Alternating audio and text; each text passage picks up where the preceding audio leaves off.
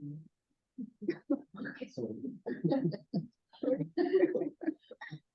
good morning, everyone.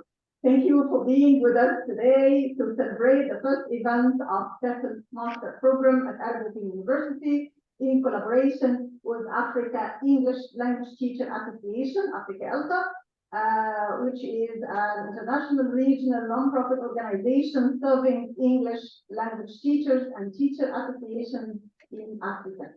I welcome Dr. Amira Salama, Africa ELTA President, and previously she was the former Nile Special President as well. Dr. Amira is a high caliber person whom we are very happy to welcome her today. For talking about areas of collaboration between MA TEFL and Africa ELTA, I would like to thank Professor Mahmoud Abdullah, University President, AOU Egypt branch, and Professor Bukichi Head, the consultant of the AOU who made this MOU possible. I would like also to express my deepest gratitude to Professor Aziz Said, Dean of Faculty of Language Studies, Arabic University, HQ, for his constant help and support. Many thanks are due to Dr. Dalia Saad and colleagues at the SLS Egypt branch and Professor Ghada Abdel Hafiz Bahrain branch and all the colleagues, Dr. Day and Dr. Nawal. I owe much gratitude to Dr. Manoj Shalal, the co-founder of the TEFL program at AOU in Egypt. Special thanks are due to the faculty members of the MA TEFL, Dr. Ramadan Farid, Dr. Marwa Rabit, and Dr. Rami Shabbat. I would like to thank our presenters today, Dr. Amira, Dr. Ahmed Awad, and Dr. Rami Shabara. You will enjoy the presentations actually because they are experts in the field. And I should thank you all.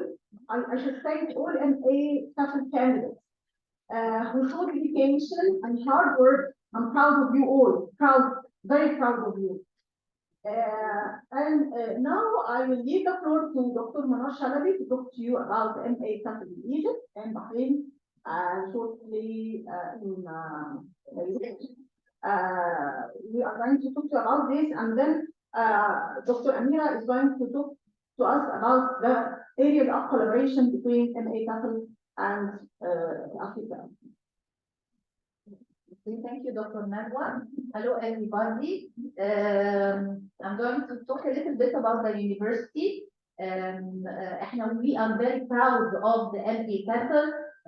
It has been raised and nurtured by our effort and the good reputation and the word of mouth that has passed from one group to the other that led to this large number of students who joined this year. This is because of all the effort from every member in the university, starting from the people who founded the specifications of the program, with all the care and effort that's collaborated across the 9 branches of the university. And we also have to thank people responsible for getting all the papers, and we cannot forget mentioning the late Professor Abdel Hay, because he was behind all the efforts for getting the agreement and all the suitable issued papers that give legitimacy to this program.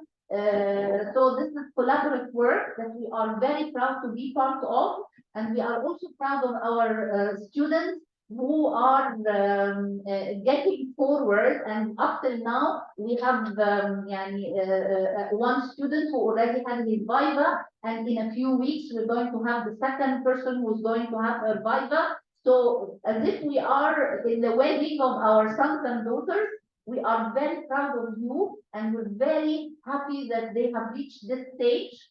Let me very briefly take the chance to talk about the university. I'm very proud to be part of the team of this university, which started with very good intentions, starting from Prince Talal ibn Abdul Aziz, who wanted to offer quality education for people who cannot have far-reached areas, especially women, in order to study and have quality education. And we also have to thank our partners in the Open University UK, our external examiners and our the people reviewers and the quality reviewers and the academic reviewers who help us a lot to be on the right track and to present the best quality ever. I have to congratulate you again for joining this master's, because inshallah you're going to be proud of the certificate that you're going to have. We have two certificates, one of them that is local. It is the Ministry of Higher Education, مجلس الأعلى للجامعات, and we're going to receive a certificate with the ختم النسر عليها, which is going to qualify you to continue your postgraduate studies. You can go to any state university. We haven't started the PhD program yet, but through the certificate that you're going to get, you can resume your PhD in any state university. We already have examples of students who are now doing the PhD in Cairo University and Ain Shams University. I need also to talk about the second certificate, which is the Open University Certificate, which will give you legitimacy and all the world, in Europe, in America, wherever. Again, and I have to thank you all because you're very dedicated, you're hardworking, and inshallah we're going to be up to the level and up to your expectation, and I wish you the best of luck. And thank you of course to Dr. Nadwa, who was able to organize this workshop and to invite these distinct professors as our first collaboration and with other universities. We're going to have a series of workshops inshallah that are going to serve our needs here in Egypt and in Bahrain, our partners now and our sisters. And very soon, inshallah, we're going to have another branch offering the MA TEFL in Lebanon. And we're all going to work together as a team to fulfill a very unique partnership with Arabs across the Arab world in 9 branches across Kuwait, Saudi Arabia, Bahrain, Oman, Lebanon, Jordan, Sudan, and unfortunately Palestine and Egypt. Of course, we have like sisterhood collaboration that guarantee that we're going to offer the best quality learning, inshallah. Thank you very much. Now we are going to listen to Dr. Amira, and then after she gives us a brief overview of the collaboration between MA TEFL at Arab Open University and Africa ELSA, we are going to have a brief talk by Dr. Ramadan about the MA TEFL at the Arab Open University. Thank you, Dr. Nadwa. I hope that you can hear me well. Also, our friends on Zoom can hear me well. Thank you very much for this kind invitation, Dr. Nadwa, and the MA TEFL program at Arab Open University. I'm very glad to be here today and talking to you. I see familiar faces from my sister friends. I'm also very happy to meet all of you today, also for those who are meeting for the first time.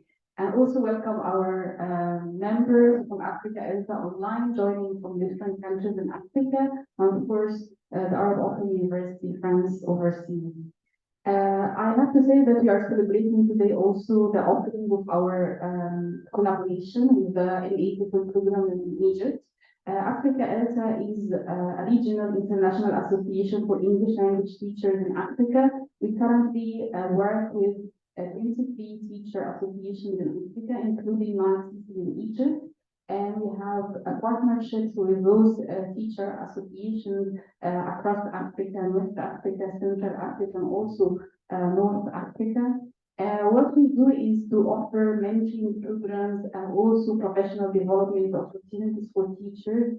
We have been doing this mainly online through online training sessions, whether through our webinars that we offer monthly, and also through our 2 main mentoring programs that I will talk to you in detail after the introductions today. And I hope that you can participate in any of these events. They are all for free. And since now we have this partnership with our Open University in Egypt, so we are always going to share these events with you on a regular basis, and you are always welcome to join us. We are also very excited to hold our conference in Egypt next year. Every year we hold the conference in one African country, and we have been holding it in countries like Sudan, Senegal, Rwanda, Nigeria, and recently in Angola. And this year, in 2024, the conference is going to be held in Egypt for the first time. We're very excited about this because we have been getting a lot of proposals from countries around the world. And I hope that the MA program students here can also apply and present. And this is the goal of today's training, that after you attend the writing conference proposal session, that you're going to be ready to submit your proposal to present at the conference. This is an international opportunity for you to present because we also have international collaborations during the conference with our partners and friends that we work with. And we hope that you will be part of this as well. I will share more about the conference during the session, of course, and the training, but I wanted to say thank you very much for coming on a Saturday to this event in early morning. And thank you again for caring for your professional development while being a student. This is really hard, I know the challenge, but I'm very happy to share with you what we are going to talk about today. Thank you.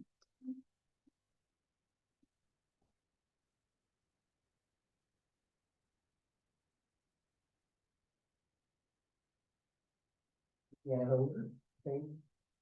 thank you, Dr. Nakwa. Thank you, Dr. Manor. Thank you, Dr. Amira, for having me on the platform with everybody here. I'm really honored to be on the same platform with Dr. Nakwa, Manor, and Dr. Marwa. Yeah, I didn't prepare for this word actually, but let me tell you about my thoughts about this program. I've been working with Dr. Manor and Dr. Nakwa for like more than 1 year and a half now. Let's say more than four cohorts. So this is the fourth cohort actually, and I've been working as an associate professor at Ancient University in English language teaching for like more than 20 years now, okay? So I'm coming from an English language teaching background, and then collaborating with Dr. Nagwa and Dr. Manor here in this program, which is really very similar to what we have been doing in at Ancient University, curriculum and methodology department. There are similarities, but there are some differences. Actually, it's not because I'm here now at Arab University, but I mean, if we try to compare the quality of the students who are joining Arab University, this program, MA program, I mean, we find out that this is actually for my surprise. I didn't expect that before I come here.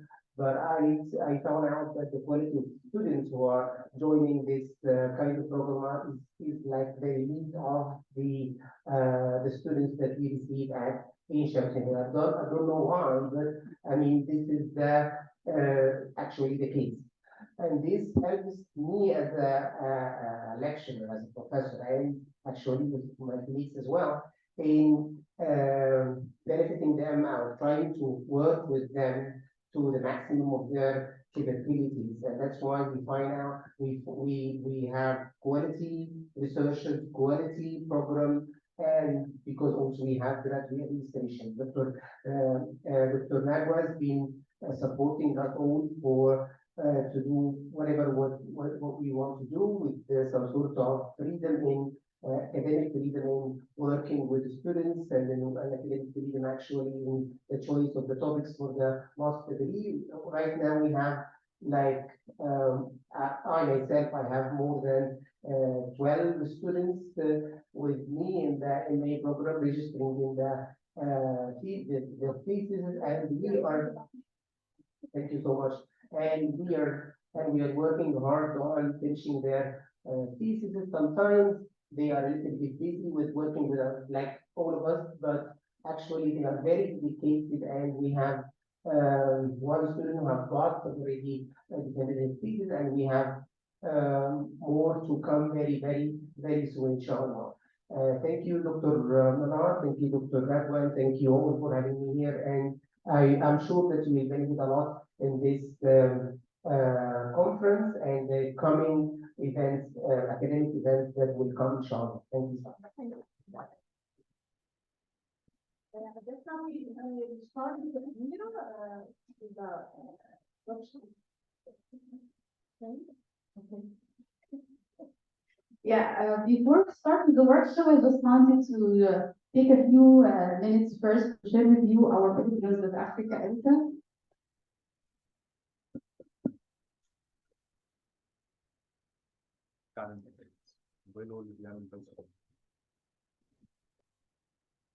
Okay, so I'm going to take the next maybe 10 minutes just giving you an overview of our programs, and then we're going to start right away with the workshop. So as I mentioned at the beginning, Africa Elta is an international teacher association for African teachers. So far we have held our conferences, as I mentioned to you, also in different African countries, and we have been running professional development programs throughout the year, apart from the annual events. Currently, we have about 2,500 members. I think they are more than that. But just for your information, membership is for free. And I'm going to share with you also the link to sign to be a member, so you can receive our programs and updates directly in your inbox. And you are welcome to attend any of the events as a member. Also, being a member qualifies you to join our mentoring programs that I'm going to talk to you about in a minute. The countries that are represented in our database are 40 African countries and 30 international countries. So we have international as well as African members. And our teacher associations, who are our partners, are currently 23, and they are listed here. And of course, we are glad to work with all of them, including the one in Egypt.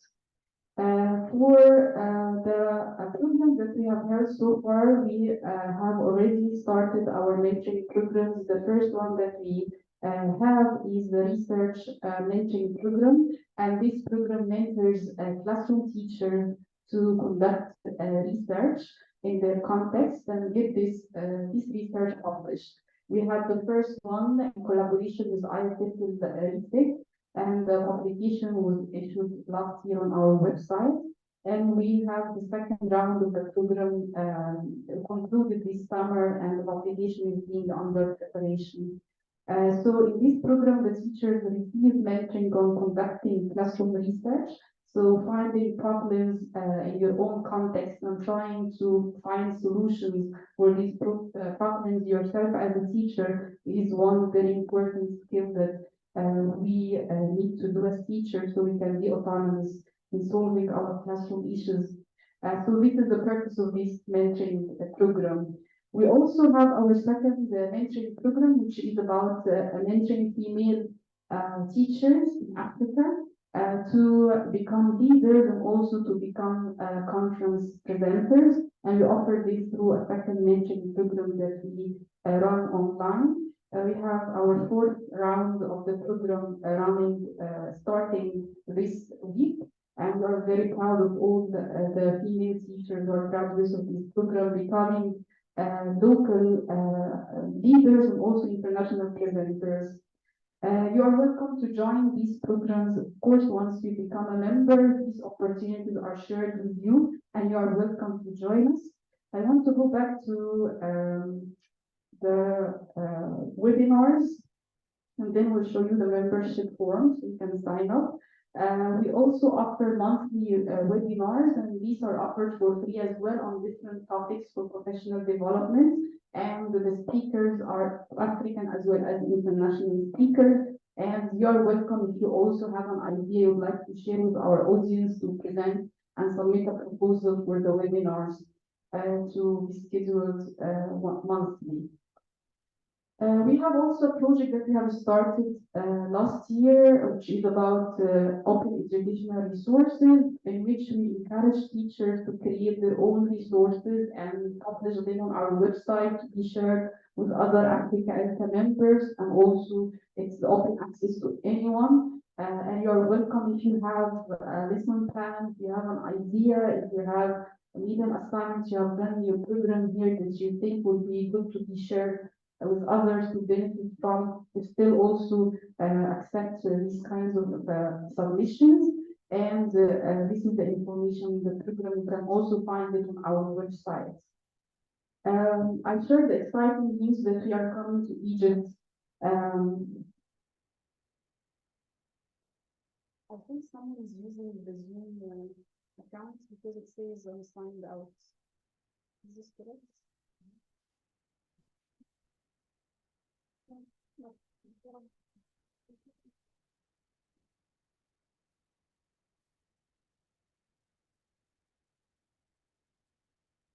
Okay, I think our friends from Africa on Zoom know about the orientation. So I'm going to go on with it to share with you the membership form. So this is our membership form. You can just log in with your information, and once you are a member, you will receive everything about our events and conferences, and you can attend them online. For the one in Egypt also, you are welcome to attend, and you will receive all the updates about the conference also by email if you are a member. So, change the slide. Just want to make sure everything is okay with Zoom. Can everyone from Zoom hear us? Still, you are still there with us?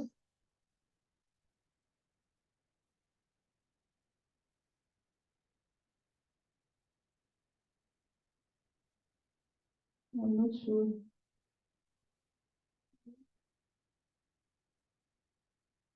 No, we are not, but it says that we left Zoom.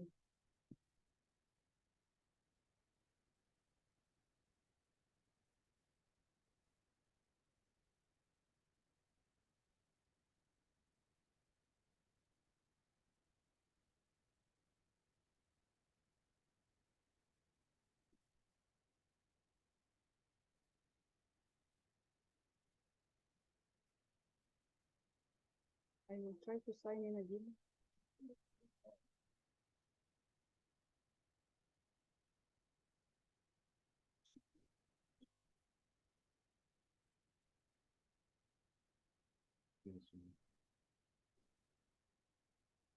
بيقول لي المفروض كنت شغال على ثانية بيحصل ايوه، ما هو كل شويه بيطلع معنى كده حد بيكتب الناحيه الثانيه، يعني ما ينفعش. هو قال لي هو في كده نازل بس هو أنا تقريبا الطعم بتاع حاجة لازم تعمل ثانية.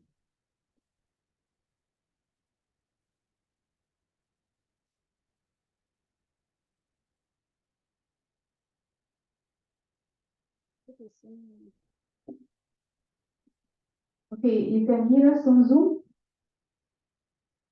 Can you type it? Yeah. Yes, we can, no problem. Yes, Dr. Amira. Very much, Dr. Leila. I want to welcome you, dear. I'm so happy to see you. Thank you, Doctor. I'm happy to see you too. Thank you.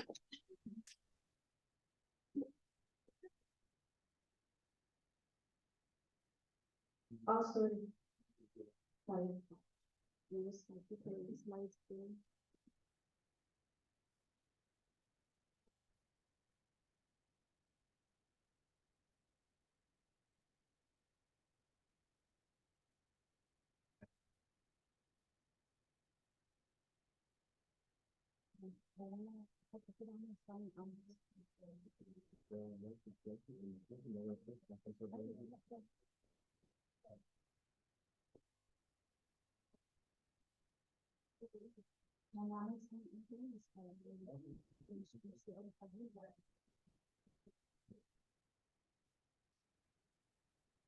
Okay, thank you.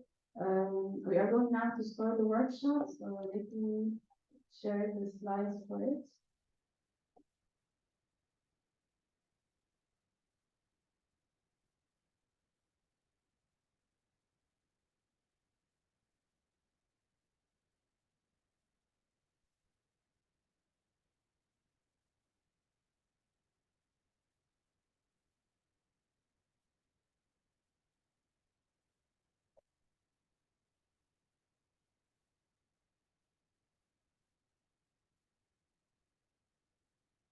Okay, you can see the screen.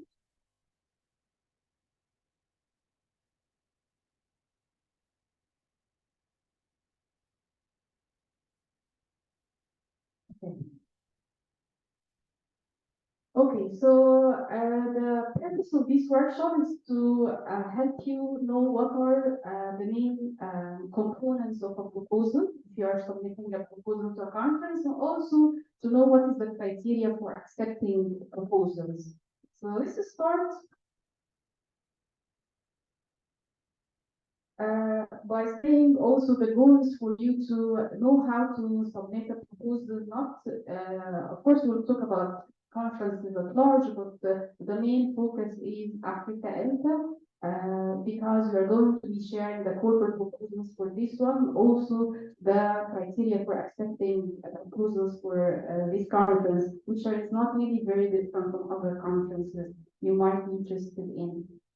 So talk about why should you submit a proposal in the first place? Why would you do that?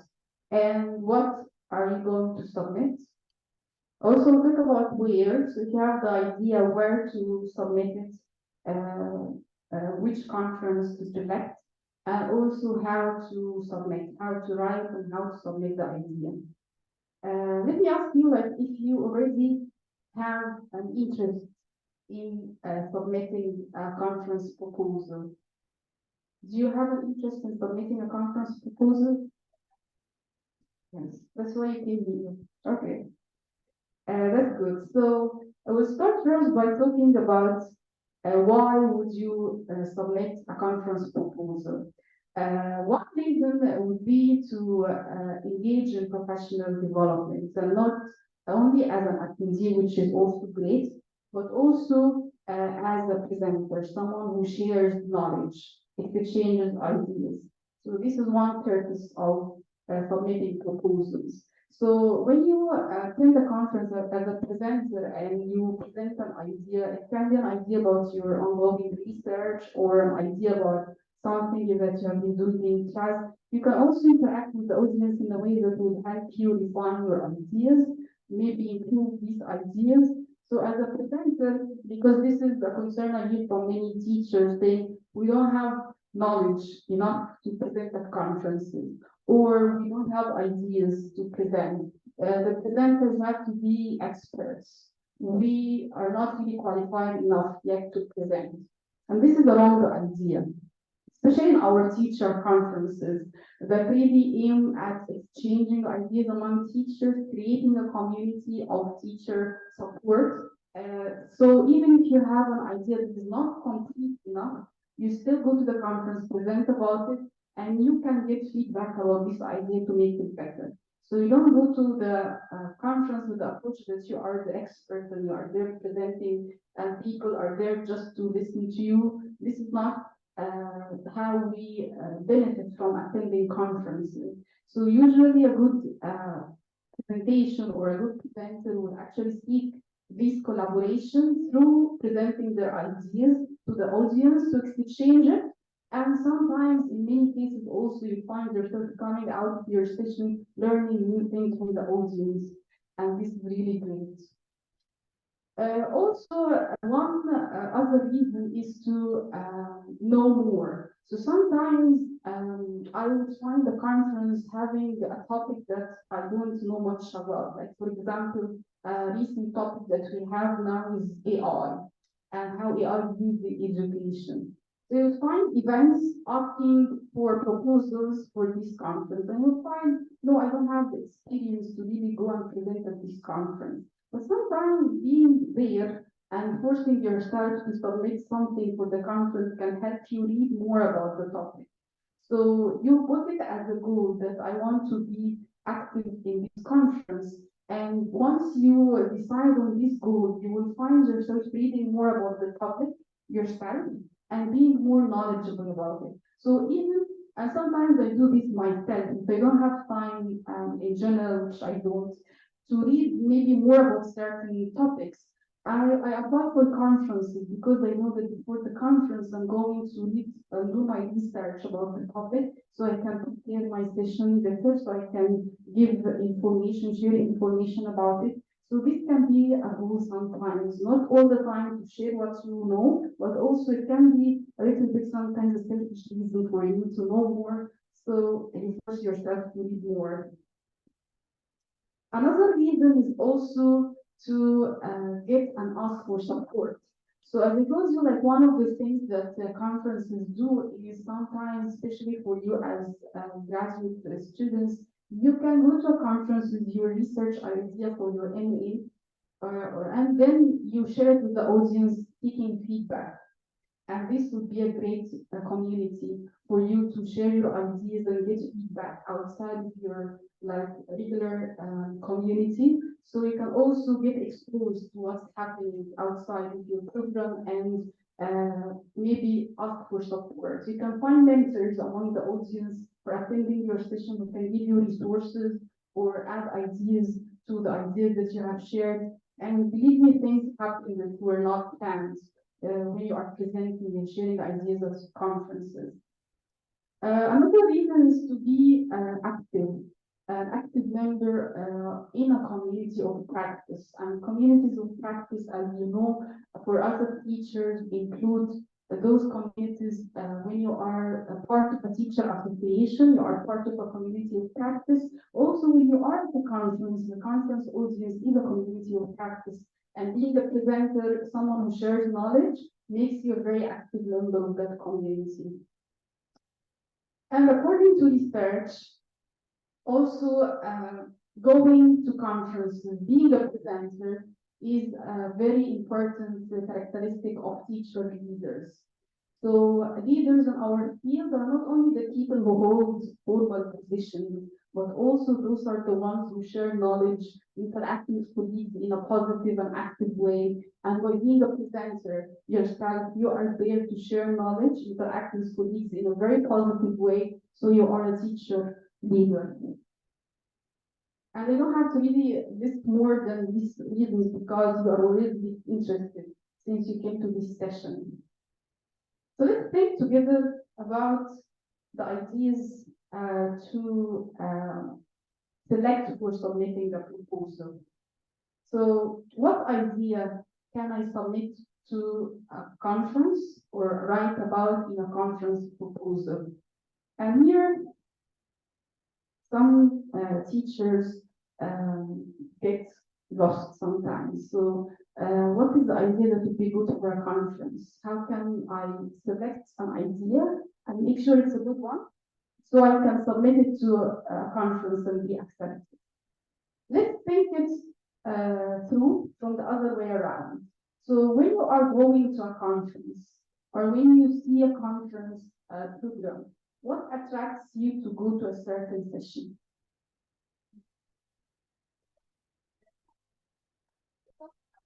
Sorry? The topic to be discussed. Okay, what else? The presenter. Okay. That's it. What about the presenter?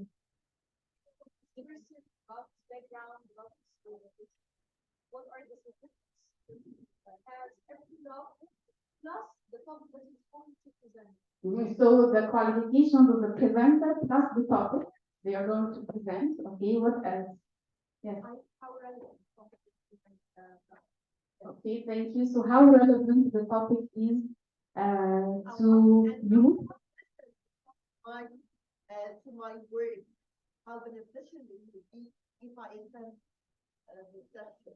Okay, how beneficial it is or how relevant again it is to your work. Okay, I'm also looking at the chat box. Can't get the sound. Amira, can you stop for a moment to welcome Dr. Rami Shabara and Dr. Ahmed Awad? Please come to, thank you, thank you for coming, Dr. Rami and Dr. Ahmed. Long time no see. We have chairs for you. Okay, I'm looking at the chat box. So I see with respect the content and the presenter. Okay, any other thoughts from our colleagues on Zoom? Please type in the chat box. We're able to read them.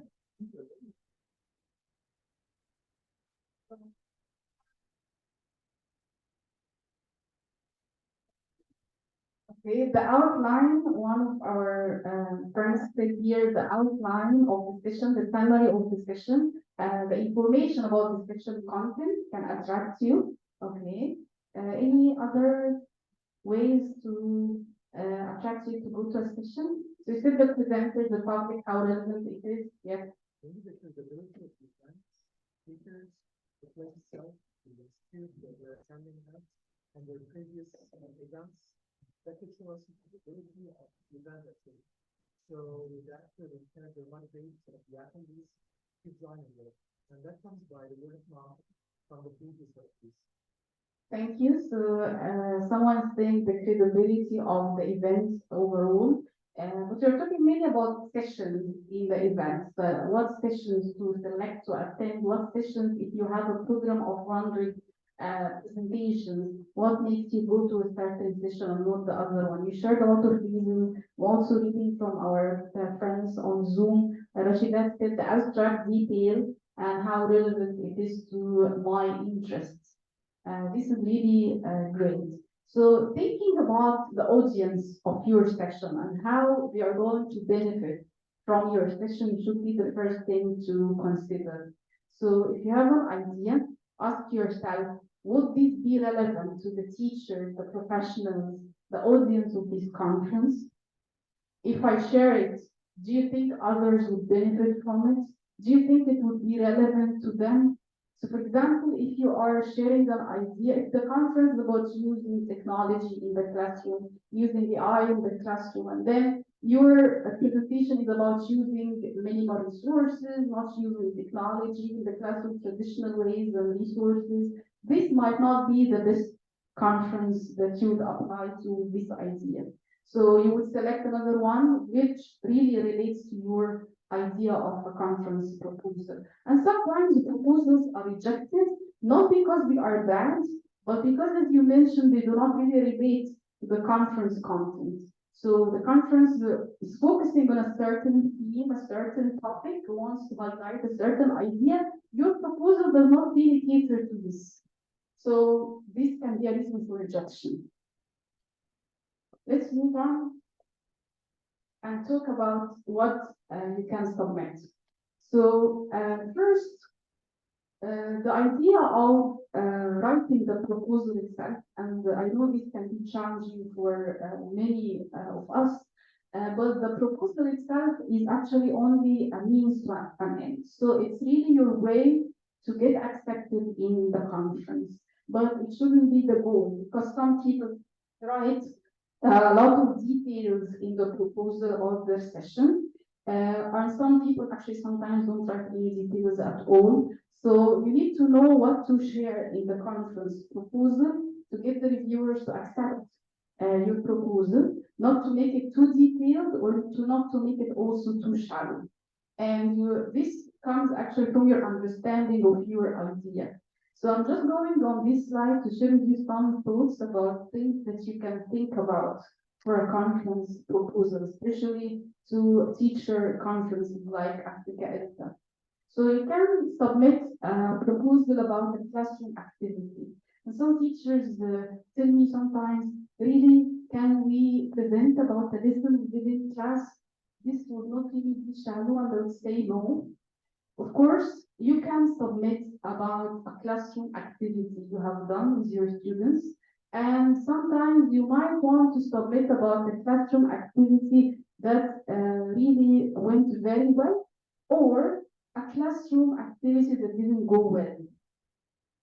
So it doesn't have to be like, innovative classroom activity. It doesn't have to be like a groundbreaking idea. It can be simply a lesson that you have planned and went well, your students have learned in your class using this lesson, and you think if you share it, and sometimes we do this in corridors, like we go out of classrooms and we share with our colleagues what we have done in class. This idea that you're sharing can be a conference proposal, because you know that sometimes, most of the time, we go to conferences because we want to have new ideas. And you can go to a session and someone is talking about a lot of like theories and research and finding drive. Although it can be important to some, but also for us as teachers, it's important to have practical ideas. So even if your presentation is all about this classroom activity, it's still something beneficial. And you can still share it with the audience. So a classroom activity is one idea.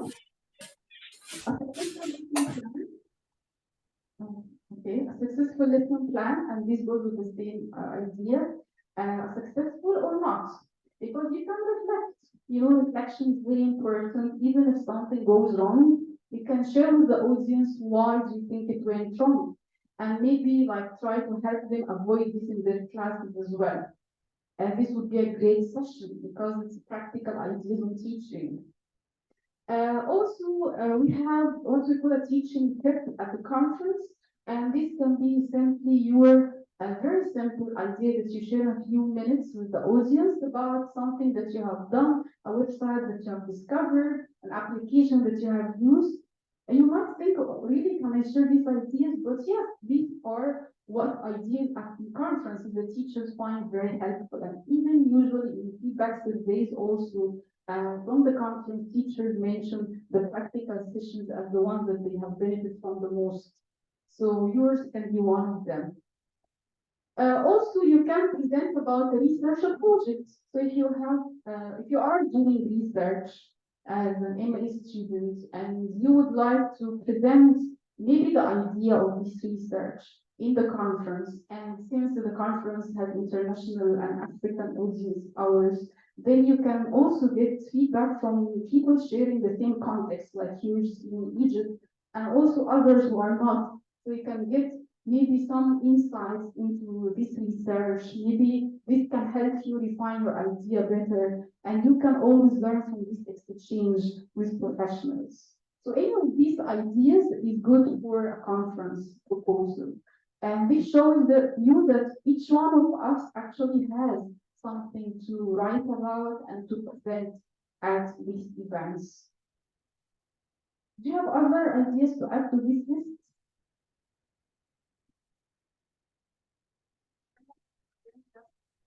Yes, this would be a lesson that you have done, of course, and you can submit a proposal about it and share it with others. Any project that you have started with colleagues in your school or university that you would like to share with the audience so we can replicate elsewhere. Also, any professional development activity that you have been engaged in and you'd like to share with others, how you used it, how you benefited from it. This can be a great idea for a conference. Okay, I'm reading the chat box and the Asma wrote, yeah, about the same reasons for attending the session. Thank you, Asma.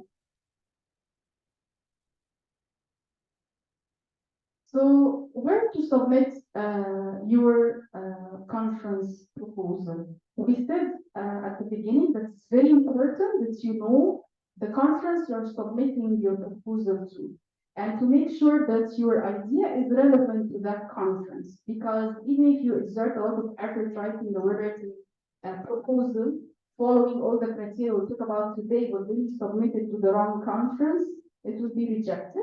Not because the proposal is bad, but because the conference focus is not really matching your topic of the presentation. So you have to really know where to submit your idea.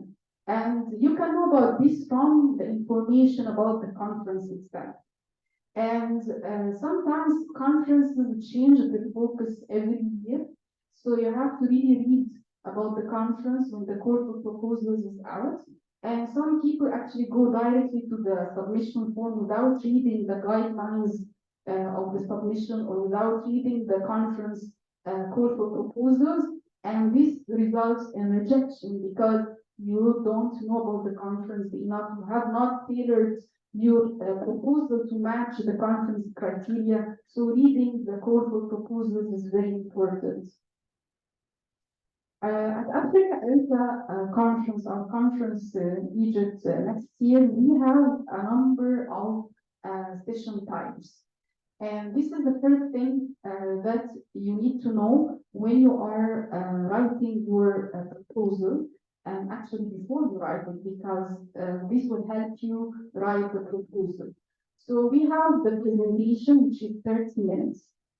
And it's important that you decide whether your session is going to be a presentation, a workshop, research-oriented, a session, technology, lab, panel discussion, or storytelling session.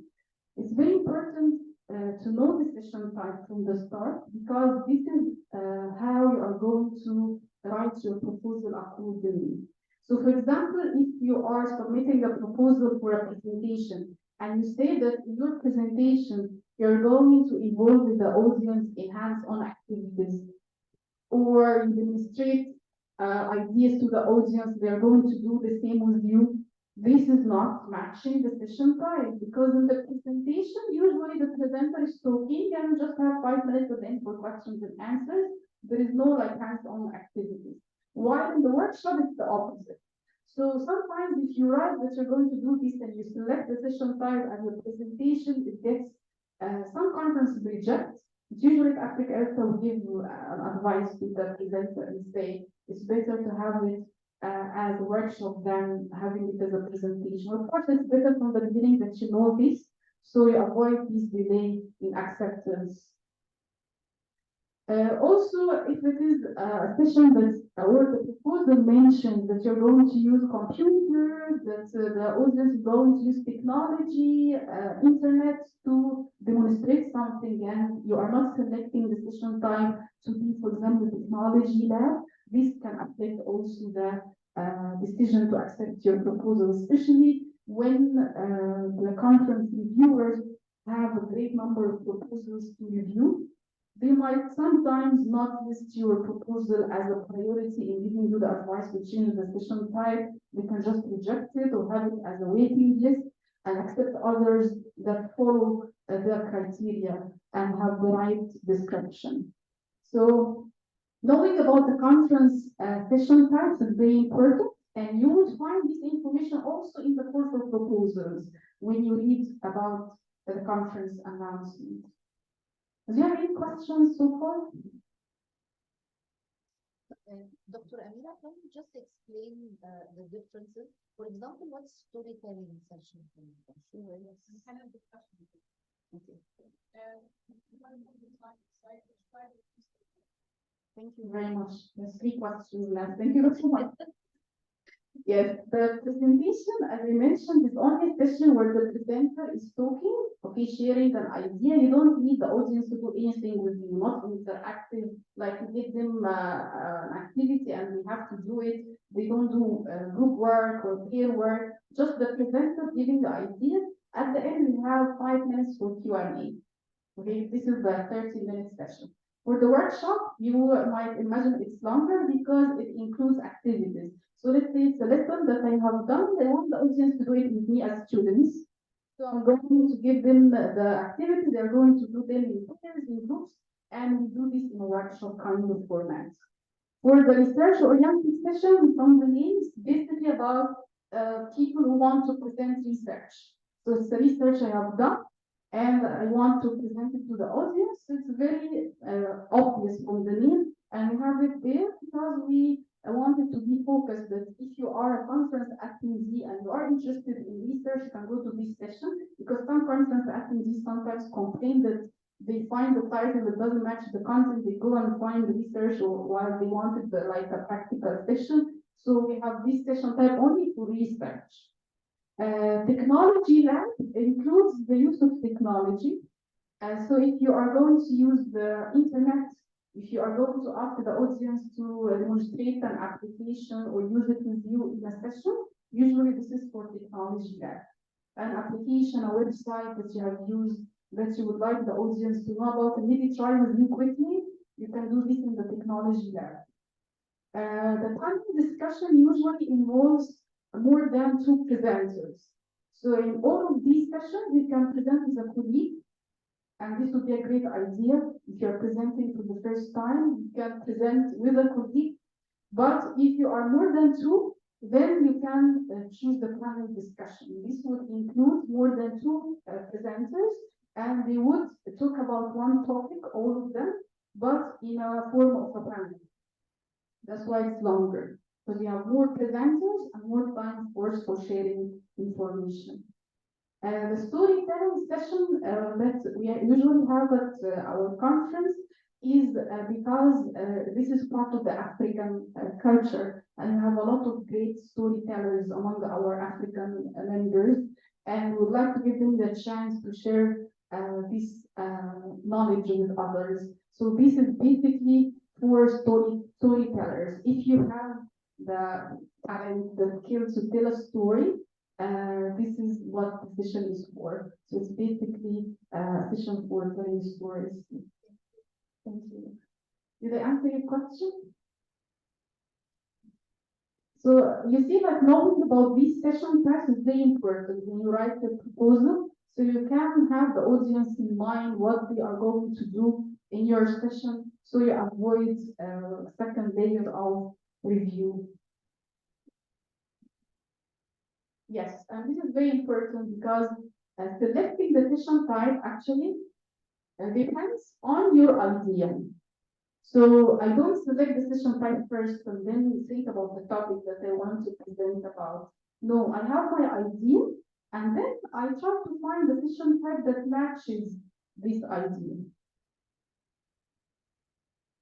Now we know about the session types. The next step for us is to read the call for proposals. Of course, in the call for proposals, you would find the session types.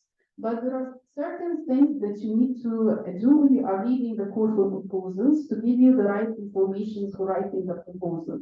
For example, sometimes in the call for proposals, you will find keywords, like the theme of the conference.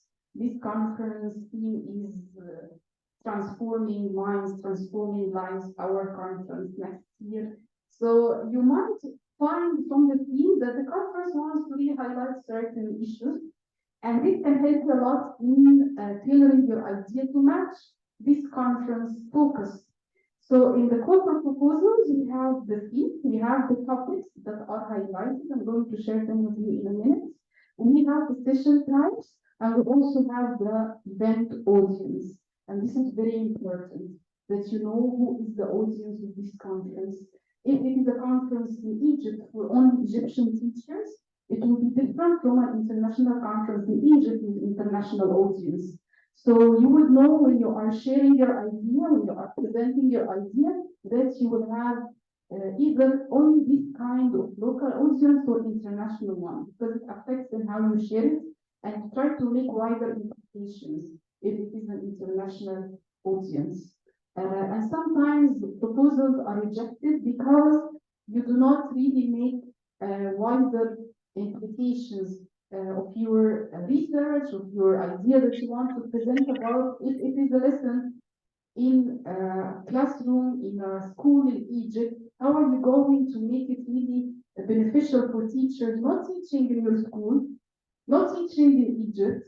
How are they going to benefit from it? Okay, so knowing the audience is very important. In our conference, we have also our African colleagues from other African countries, and you might want to know about this context as well. So when you are addressing this audience, you know that your idea will actually be relevant to them. This is the call for proposals for our conference next year. It's posted on our website, africaelta.org. You can go there and you can read it when you go home. I'm not sure you can read it here because it's very small font.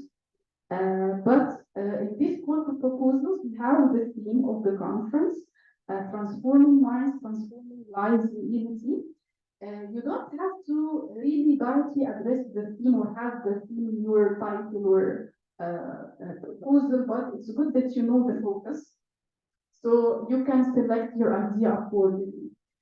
Also in the same call for proposals, you have the topics of the conference, and they are usually general topics about EBT research, also EBT practices. So basically any idea that any one of us have can really fit under the topics of the conference, because it's at the end of the day a topic of a conference that is for EBT professionals, and we are all on. Okay, let's get to the need to fit and talk about what is an accepted proposal.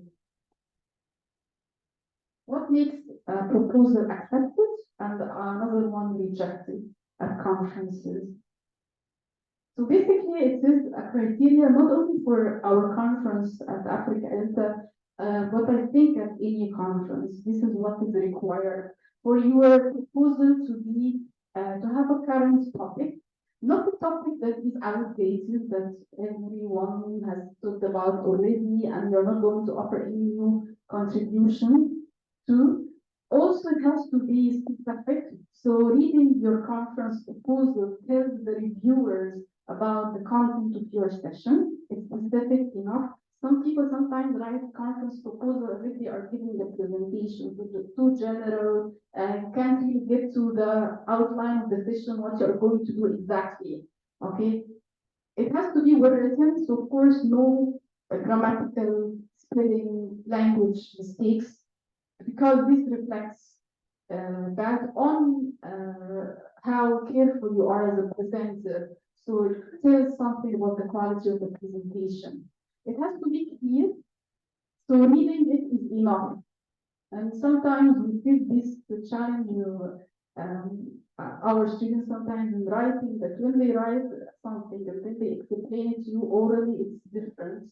So they are not able to communicate their ideas in writing. So being able to communicate your ideas in writing, also limiting yourself to the word count of the proposal we're going to talk about in a minute, is a very important skill to show when you are writing your proposal. It has also to combine theory and practice. So it's not enough that you talk about the theory behind the idea that you are going to present about, but also tell us how it's going to be used. Because we are at the end of the day a professional teacher conference. We want the implications to be practical.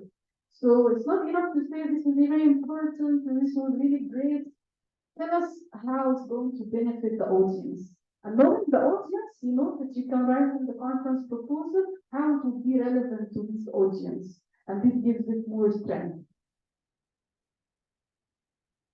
If you have any questions, please at any time, feel free to ask. Okay. Okay, so what are the components of the proposal? We have three components. First, the title. I'm writing the word limit because our reviewers are going to review also the word limit. So if a proposal is more than the word limit, we usually, we have other considerations, but it has to be within the word limit. So if it is a very well-written proposal, but the title is 11 words, you can ask the presenter to remove maybe this one word. But of course, if the proposal is not really well written, we don't really give this kind of feedback about the word limit. The session description has to be 250 words maximum, and the abstract is 50 words. And one important thing also about the submission is it all has to go through the online form, because some people sometimes send the proposals by email, and today about our conference, and they ask why didn't you get back to me about the proposal or something, and we never look at submissions sent by email because they tell the message that the presenter did not check the code of proposals, which says that you have to submit your proposal online. You see, reading the code of proposals is always very important. So you know the criteria and steps for submission. So these are the main steps to write your proposal. Let's go through each one of them and know how to make sure each one of them is correct. We'll start first with the session description, because this is the most important part and I think the biggest one. Let's look at this, and this is taken from a conference we had before. This is actually conference session description. I'll give you maybe 2 minutes to read it, and then we'll discuss your opinion, whether you think it's good or not, and why.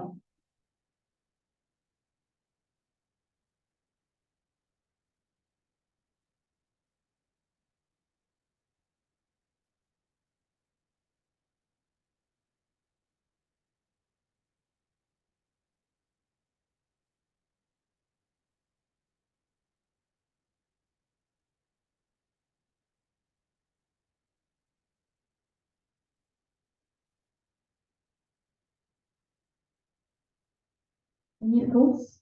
Do you think this is a good session description? Yes?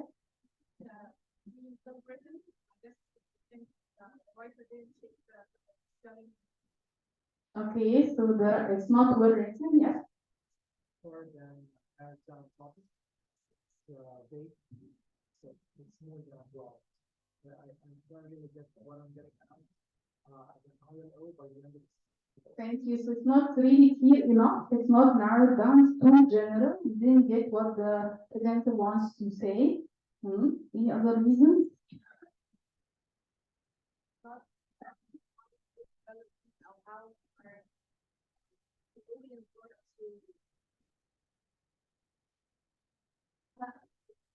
It does not specify how the audience are going to benefit from this or how is it relevant to them in practice. So you not mention that section. Yeah, that was important. Thank you very much. Yes.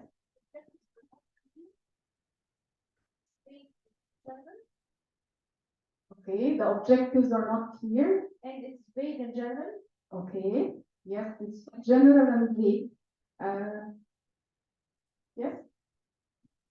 Okay, I think you said everything. We don't need this training, actually, you know the criteria. Yes, so it is actually not well written. It has a lot of grammatical and spelling mistakes. And you see the way it's being written is also listed in bullet points. And this is, of course, a clear reason for rejection, because the proposal has to be written in a way that is as if you are writing it into blocks of paragraphs and not really listing in bullet points. This is the reason for rejection, because it does not give enough information. It's very brief and concise. And as you said, after reading it, we don't know what is the objective of the session, what the audience is going to get out of attending this session. So of course, this is a clear rejection. If our colleagues on Zoom also would like to share anything in the chat box, please feel free. We are going to be reading your comments.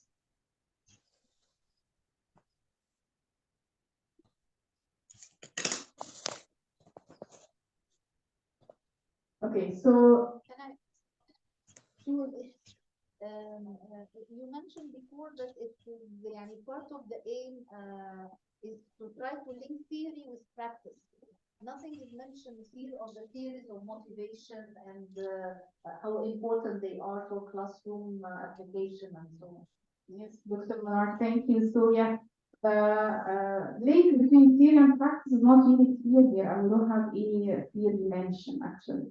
So it doesn't show that the presenter actually has that knowledge to be shared in the conference session. So I'm going to share here the list of things not to do in the session description, and in the session description, let me tell you the difference between it and the other parts of the proposal, the title and abstract, is that the session description is the part that the reviewers read at our conference to make sure to make a decision actually about your proposal, whether it's accepted or rejected. So if the session description is not dispatched the criteria, we start looking at the title and the other parts of the proposal, because usually the abstract is the summary of the session description. So this is the part of your proposal that you would like to really write very carefully.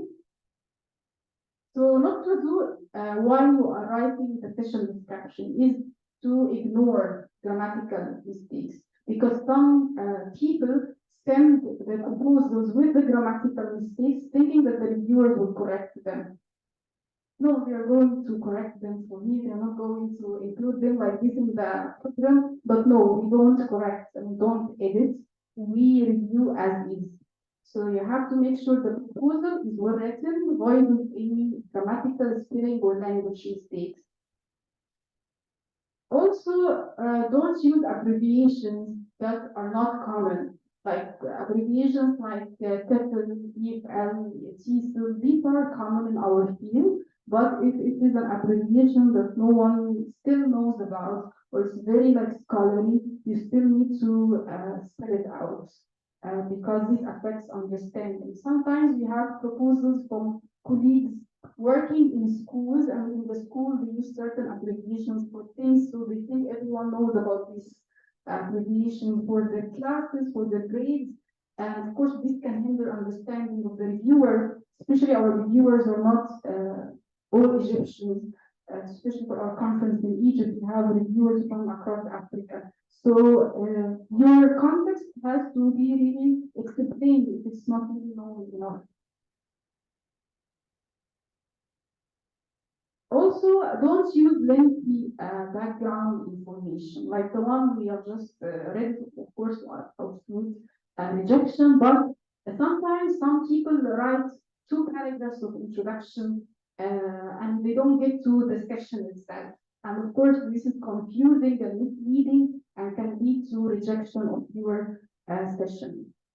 Also, don't include charts or figures or tables, okay? Because the whole proposal is, as I mentioned, 3 parts. The abstract, the special description, the title, it's only 1 page. So you don't need to include all of this in your proposal. And don't list anything, not in bullet points, because this is not informative enough. And of course, it's concise and does not fit the proposal writing style. Some people also write without citations, and this is a very polite way of explaining it. It's called plagiarism. So when you are including sources in your proposal, but you don't cite the authors, the main authors, then of course the proposal is rejected. And we have a section in the submission form for you to submit citations. If you have used any in the proposal, it's not a requirement, by the way, but if you want to cite research in your proposal, then you have to also have the give credit, of course, and have the list of references and banks. Some people write the proposal as if it's a story. So I went to the classroom, I planned this lesson, I designed the different stages this way, I gave it to the students, these were happy. This is not a proposal. Okay, so we don't write the proposal in the form of a story. This is, of course, a clear reason for rejection.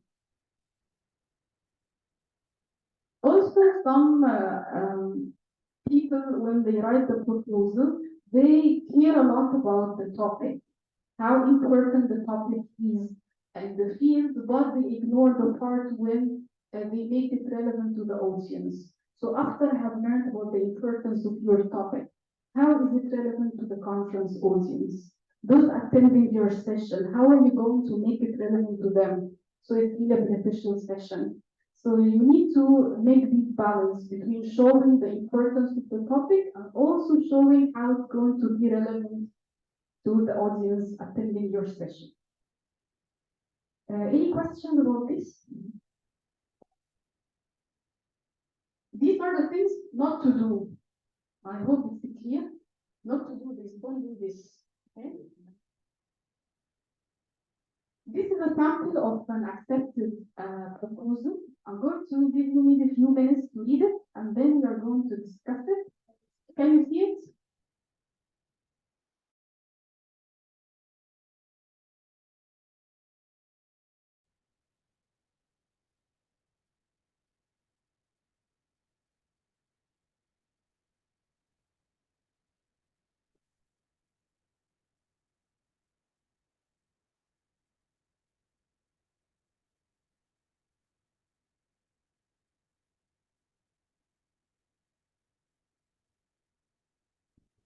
دكتور نجوى معلش ممكن تمثل.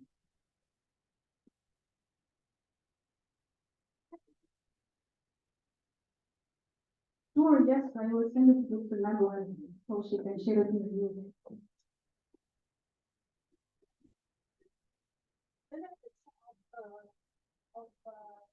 Presenting to the conference. Yes, I will. Being candidate Of course. Yes. You finished reading? Oh, very good. Can we discuss? Just more time. Let me just add a point here. This is exactly what academic writing is. And this is what we learn when we read research. This is especially the part that is called the abstract. So you have to use academic writing wherever you go, even if you're applying for a conference. So everything that you're learning here, you're going to make use of wherever you go.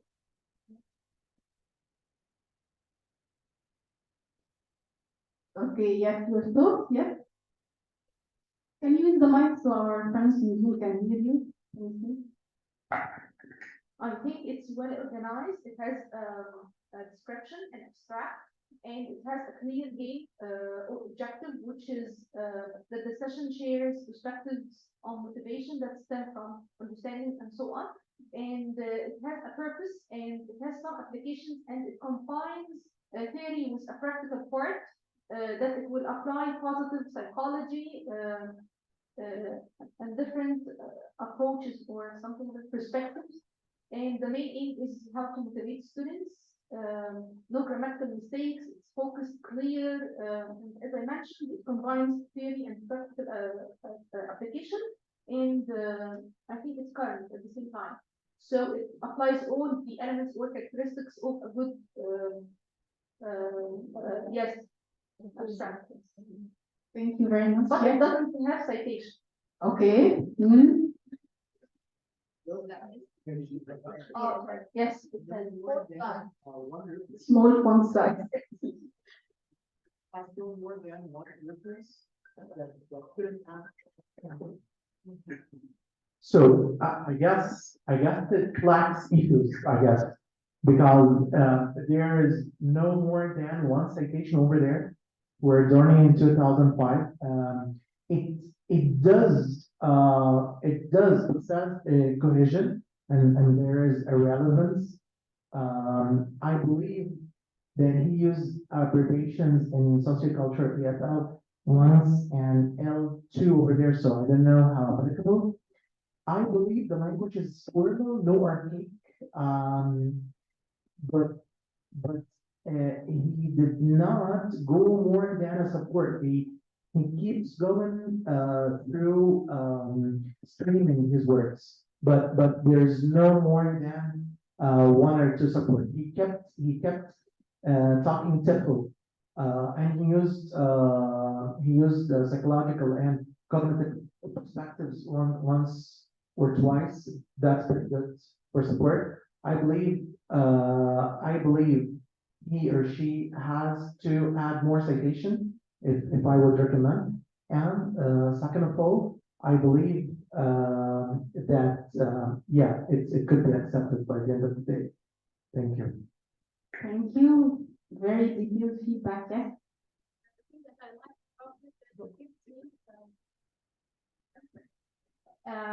The best part, the line that it gives me a clear target that the participants will be given different classroom scenarios to look up. Now I know my purpose, I know, so I can choose right. I'm going to this presentation because this is the objective I'm gonna get at the end of this class. So it's very clear and I like it. So it's a very good example of an accepted sample of that. Thank you. Any other thoughts? Yeah. Write the information for like N2 and Did this person paraphrase? These are knowing abbreviation, L2 or TEFL or EFL. We know this already, but I'm talking about the specific abbreviations used in local context that maybe others outside this context don't know about. But as EFL professionals and teachers, we know these abbreviations. Yeah. Very good feedback. Thank you very much for using the criteria. So it is, I agree with you, it's very clear. We know from the beginning we have the importance of the topic being established, and then we have also the support from research, and then we end with what the session is going to share with the audience, what the presenter is going to do in the session in detail. So I have all the components here actually highlighted in the proposal. And the outcome of the session is very important, as you mentioned, because this is how we know it's really relevant to the conference attendees. And your comment about using one citation on one source is very important, because in your proposal, you might not need at all 2 sites. If you are not using research at all to support your argument, to establish the importance of this topic, so it's okay not to cite. You don't have to force citations into the proposal to get accepted. No, and we saw in the criteria there is nothing about the requirement of using citations. But I was saying that citations are important if you are really using research as a support, of course, to avoid plagiarism. If it is one source, it's still enough. You don't have to really have a lot. Actually, some people who write a lot of citations in medicine for academic writing courses, that this can be bad because it shows you as an author don't have any contribution when you write a lot. Where is yours? Okay, so it's, and this session description is only 250 words. You see, in this short writing, you need to do everything. So don't force citations or resources if they are not needed. Okay, you want to go back to your seat?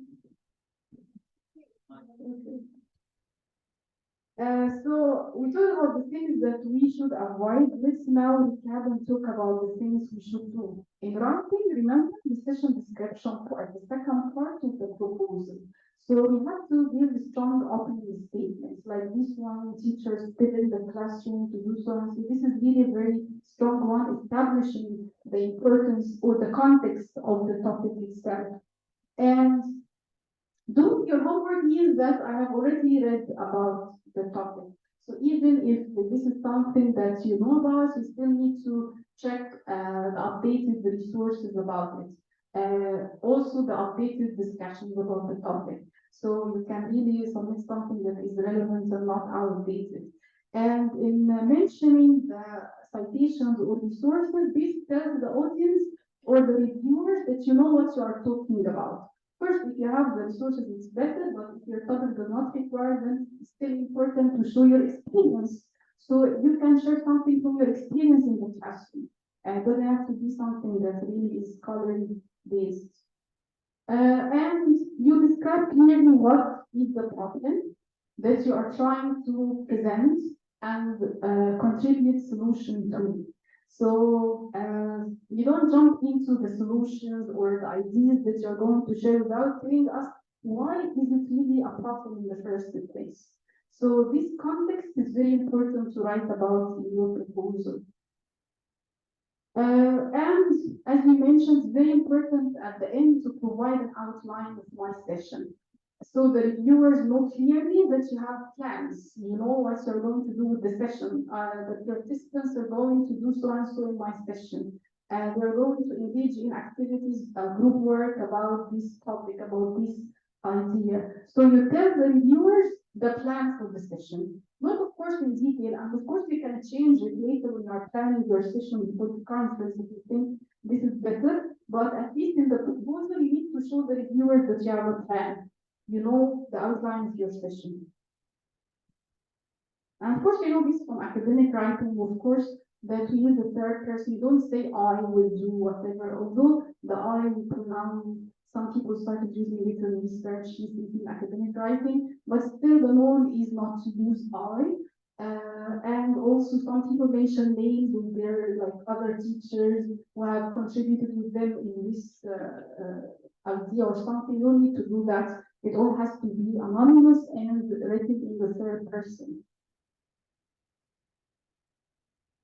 Okay, so the good practice is that you write your proposal today, for example, then you leave it for 2 days, you come back to it, you will find mistakes, or you find things to edit.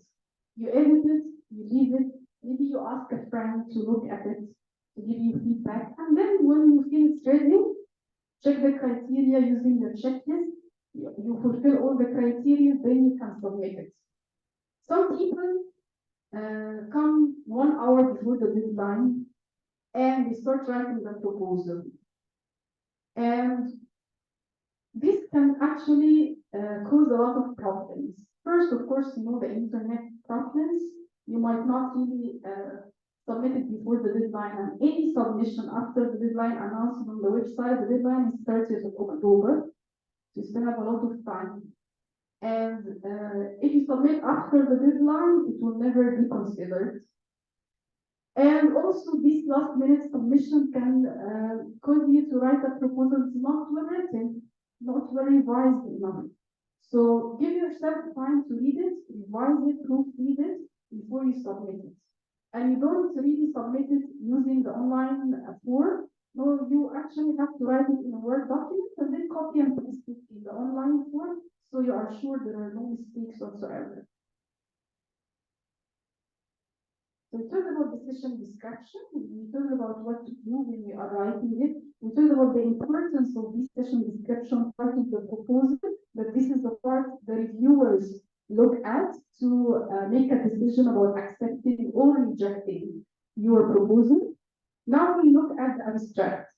This is the last part of your proposal, and the abstract is only 50 words. I forgot to mention in the decision description, if it's saying, if it says 250 words, and you submit 300 words decision description, this is a reason to reject it, by the way. So you make sure it's following the guidelines. It's not just because the reviewers are really tough, but because it shows that you didn't read the core for proposals, which says it's 250 words. And as I said, with the great number of proposals, the reviewers might choose not to give you this advice to limit it. Because some conferences do tell you that you have submitted this, please shorten it to that word count. But when the proposals are too many, the reviewers might just reject yours and look at others that follow the criteria. The abstract is the second part, as I mentioned, and the abstract function, and it's important to know the function of each part of the proposal, is for the conference audience. So while the session description main audience is the reviewers, the abstract audience is the conference audience. And so attendees coming to the conference read your session abstract in the program to decide whether to come to your session or to go to another one. So the abstract has to be actually clear and concise, and it's the summary of your session. So it's not nothing new. What you have written in the session description, you summarize it in the abstract. Is it okay to repeat some parts of the session description in the abstract? Yes, because the audience is different. Once you're accepted, we look at the abstract as reviewers to see if it's matching the session description, then that proposal is fine. But it's very important for your conference attendees coming to your session to get the clear information about this session through this abstract, 50 words. And it should agree with the content of your session. So, you know that sometimes you go to conference sessions and you find the presenters talk about something different from what you have already read about their session in the program, that you feel disappointed, this is not really relevant to me, I have to leave the session. So this happens when you write your session abstract not matching the content of your session. And of course, this is the reason for rejection. So make sure it does match. And one piece of advice is that you write this session abstract after you write the description. So the description is the bulk, the main part. You finished writing this one, now you have a clear idea about your session that you can summarize in the abstract. Okay?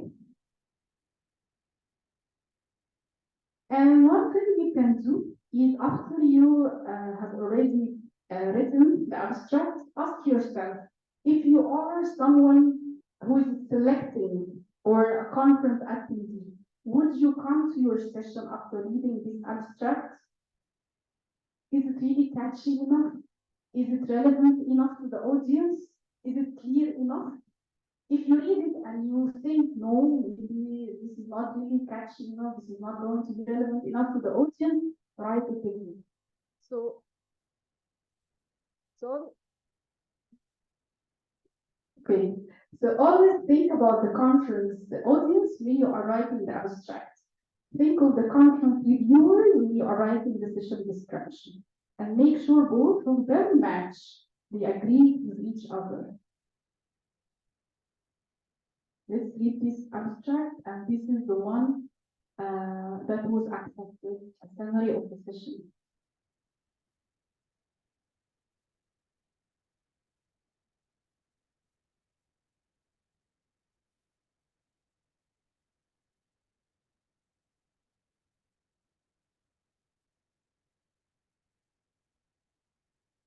Read.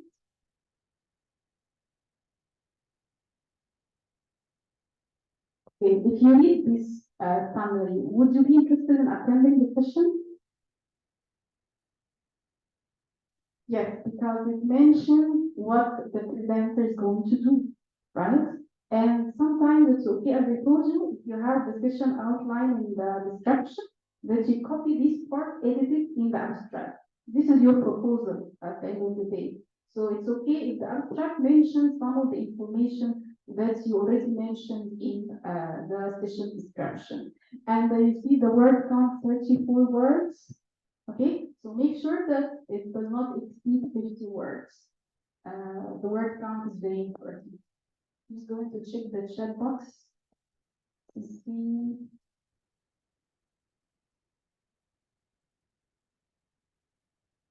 Okay, someone is asking, the conference proposal is different from abstract of research articles? Yes, because we are talking here about conference proposals, not really research articles. Research articles have a different way of writing and presenting them. Okay, I'm using the mic. I hope that you can hear me now. Okay. Thank you for sharing your thoughts in the chat box. Okay, let's continue. We talked about the session description.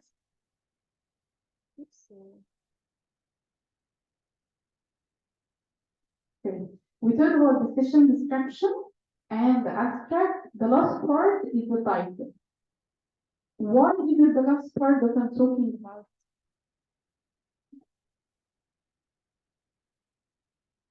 Although it is the first thing in the proposal, because it is the last thing we should write in the proposal, in the thinking process. So the first thing is the session description. I made my ideas clear. I know the clear objectives of my session. Then I summarize this in the abstract. The last part is to select a title that would capture all of this.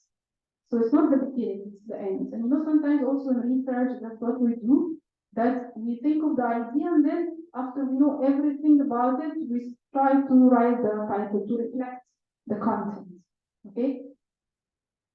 So the title has to be, again, the same thing, specific and clear. Does it have to be catchy? You will agree? It doesn't have to be catchy.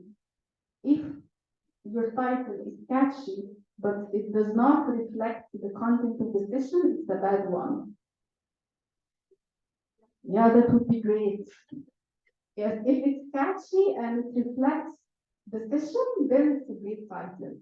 Some people choose the catchy title, and when you read the title, you don't understand what the session is about.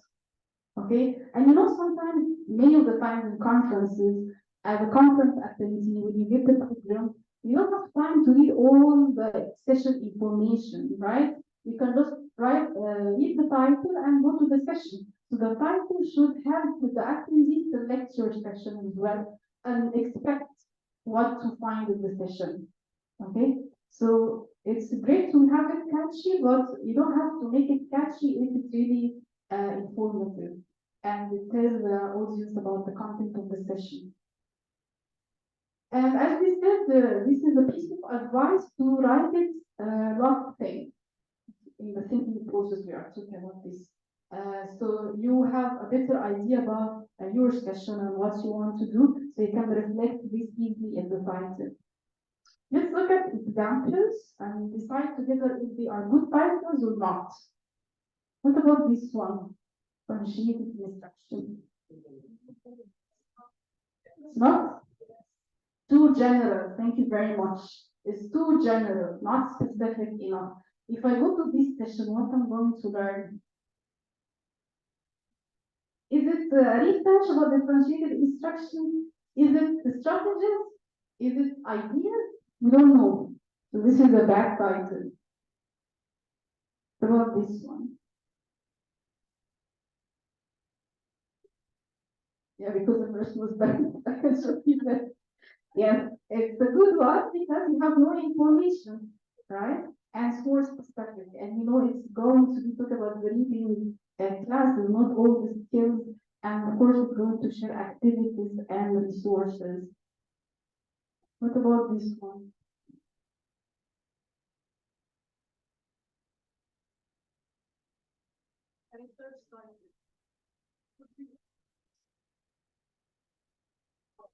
It's too long. Thank you very much. It does not really follow the word count. 15 words. Okay. Do you have an idea about the content of the session?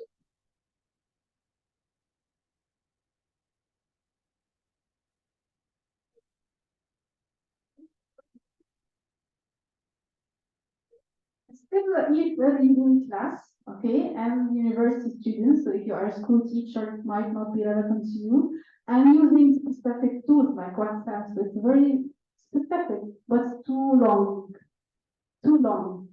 and too long titles are rejected, okay? Unless the policy of the conference is to advise you to limit the word count, which is not yet in ours, unless the proposal is very strong. We advise the presenter to shorten the title. But we don't shorten the title for the presenter. Okay? Because some people, some conferences think the reviewers do this. We don't. We don't do any editing to your work. We just evaluate it as is. Okay. Any questions about this part? I'm just checking the chat box. Is it very clear?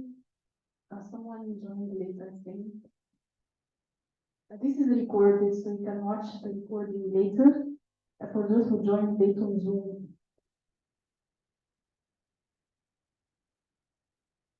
Okay, so we talked about the three main parts of the proposal, and now I believe we have a better idea about what to think about when we are writing the different parts.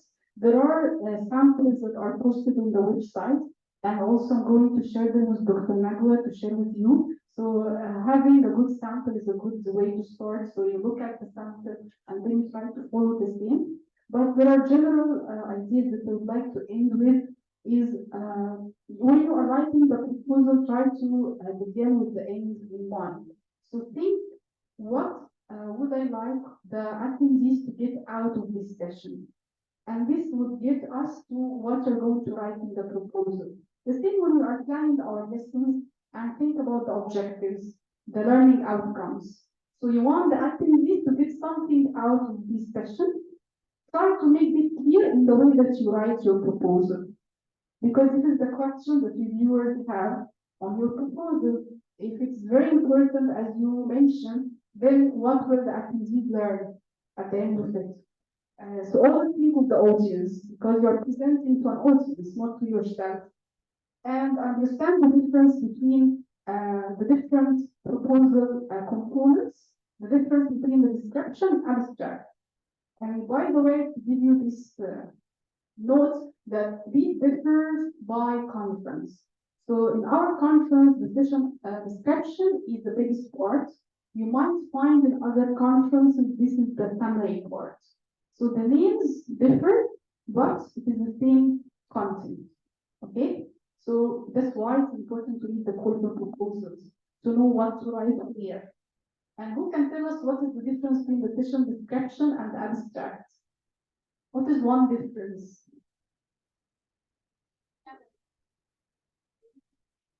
Very good, thank you. So the audience, and also the description is detailed, the abstract is the summary, and we said the session description is for reviewers, while the abstract is for the conference audience. I talked about this, so don't write it online because it is an online form that you have to submit, but you always write it in a Word document. You edit, proofread, and once it's ready, you copy and paste it in the online form. Some people do this in submitting proposals. They write about their CVs and their previous conference presentations. In the proposal part, you have a section in the submission about your bio as a presenter. Of course, in the bio, you can write whatever you want. But in the proposal itself, you focus on what we have discussed, decision and decision outcomes. So don't write, for example, in the proposal that you are qualified to talk about this because you have this course or you have done this degree. This does not really, this is rejection because the content does not match the requirements. And we agreed we have to write clear outcomes of decision, show that you know about the topic through using the research sources or explaining your experience with the students in that respect. And don't submit it right away, revise it and leave it aside for a while so you can have time to revise it and also share it with the colleague. One good idea if you are presenting for the first time at the conference is to collaborate with a colleague. To collaborate with someone else and do it together. The first time I presented at CISO, I was the novice teacher and was very scared. I didn't have enough knowledge and I collaborated with a friend who also was the same and it helped a lot. So we were supporting each other, writing together the proposal. It helps to have a second eye. Also in the presentation, it's good that you have someone to present with. So it's really a great experience if you are collaborating together.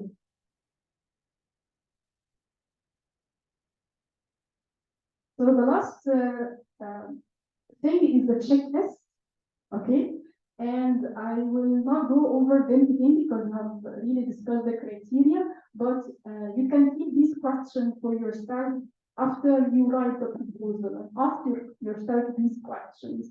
If the answers are not satisfying, then you need to edit the proposal and do more work before you submit it.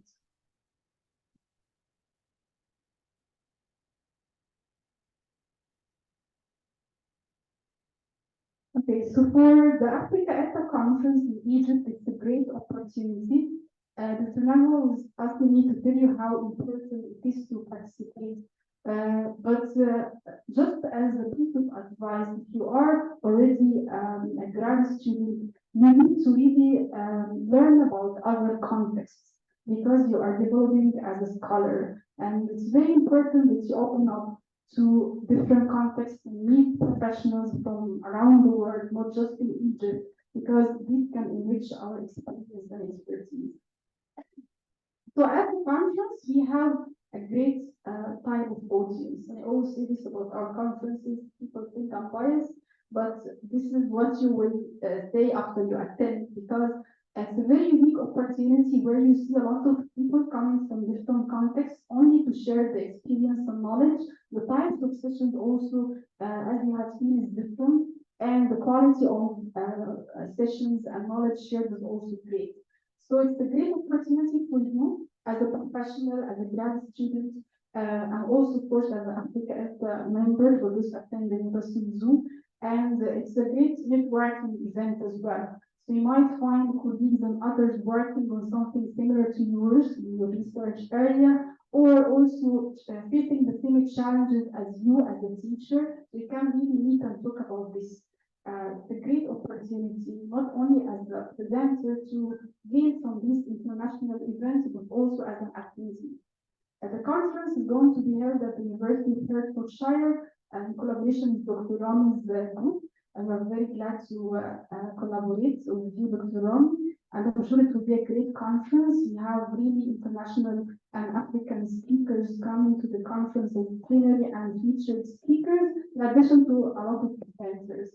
And the deadline is October 31st at 11:59 p.m. Cairo time. This is very short, so make sure that you submit your proposal before this time.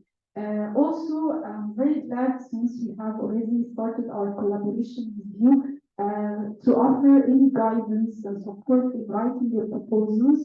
So if you want to write your proposal and send it to Dr. Nagwa, so she can share it with me, and also I can give feedback before we submit it online, that would be great. We would like to have as many of you as possible, and not only as activities, but also as presenters, because I believe you have a lot to share already. I hope this session was helpful, and I'm very happy that we shared this together today, and I look forward to seeing you at the conference next year, and I'm open for any questions. Thank you.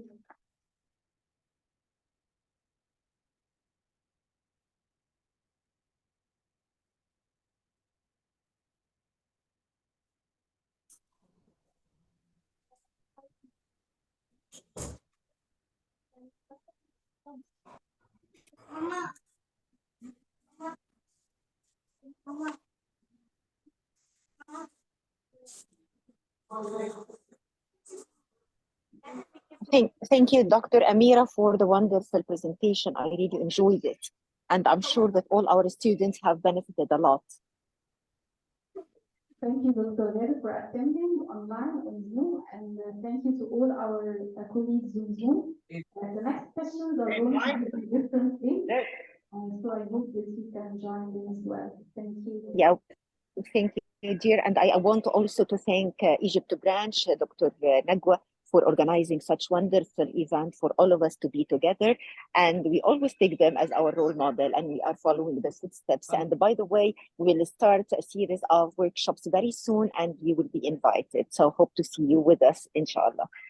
Inshallah. Thank you very much, Dr. Eda. Thank you.